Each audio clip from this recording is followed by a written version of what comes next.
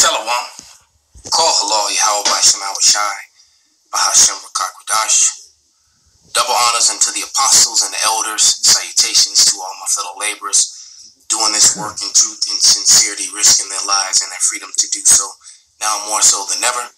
To the scattered elect that are scattered around the four corners of the earth, that be like unto the speckled bird, the Israelite foreigners, and to the Akwath that are listening and learning, to you I say Shalom. This is your brother Malcolm from the branch of the Great Millstone here in Chicago, coming at you with another lesson in truth. And this video is called Louis Gohmert Suggests Federal Agents Were Behind Capitol Attack. And he's not just going to suggest it, he's actually going to present evidence that they more than likely were. And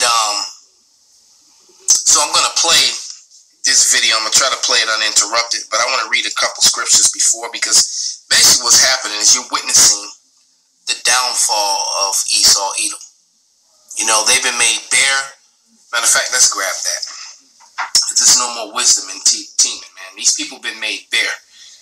That's why they're trying to come against critical race theory, which should be called critical race history, because it's not theory. Theory is something that, you know, that's unproven. That's a guess. These are factual historical events that shaped America, that shaped the nations, that shaped neighborhoods, that created and destroyed people and created cultures and you know, and created wealth for some and poverty for others.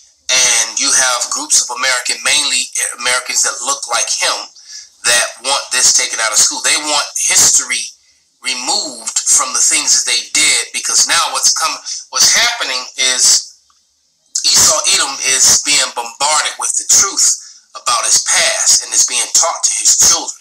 And his children, they say as early as 5 years old. Well, you know, the scriptures did say that that the children would complain of ungodly fathers. And that prophecy, remember the scriptures are manyfold, and now that prophecy is talking about Esau Edom. They are ashamed of their forefathers and what they've done. All right, but they're not too ashamed, because you don't have all these Edomites that have millions and billions that they've inherited of stolen land, stolen property, companies that were built upon slave labor, and et cetera, et cetera. They're not giving those companies back, or giving, you know, so they're not too sorry.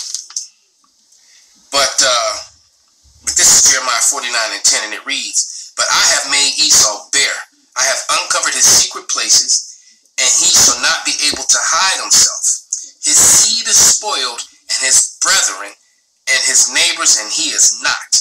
All right, so it's a wrap for them, man. That, you know, it hasn't gotten so drastic where they're not anymore, but it's in the mix. It's in the middle of happening. So I'm going to talk about a vantage point of three prophets, three disciples, who all saw and witnessed Yahushai, all from their own vantage points, but they all saw the same thing.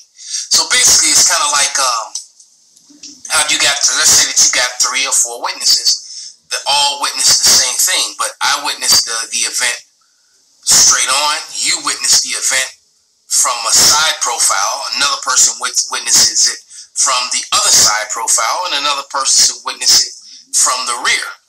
But we all see the same event. Now, everyone's story is going to be different, but yet the same. All right?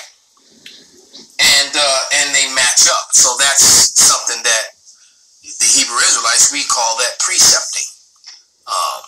Christianism and their leaders like Vocab Malone, Dr. James White the Edomite, they call it Hebrew hopscotch.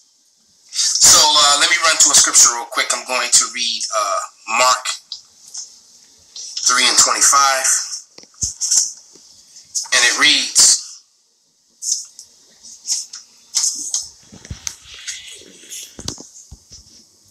I'm going to start at 24. "And if a kingdom be divided against itself, that kingdom cannot stand. And if a house be divided against itself, that house cannot stand. And if Satan rise up against Satan, rise up against himself, and he be divided, he cannot stand but have an end. And Satan is a man. As a matter of fact, before I play it, let's just shoot over to Isaiah, the 14th chapter, 12 through the 16th verse, just to prove that for anyone who might be new or some Christianism person jumping on. You know, you always got some person that's new, either for the positive or the negative, but to make it clear that what we're saying is absolutely true, we're going to go to the scriptures.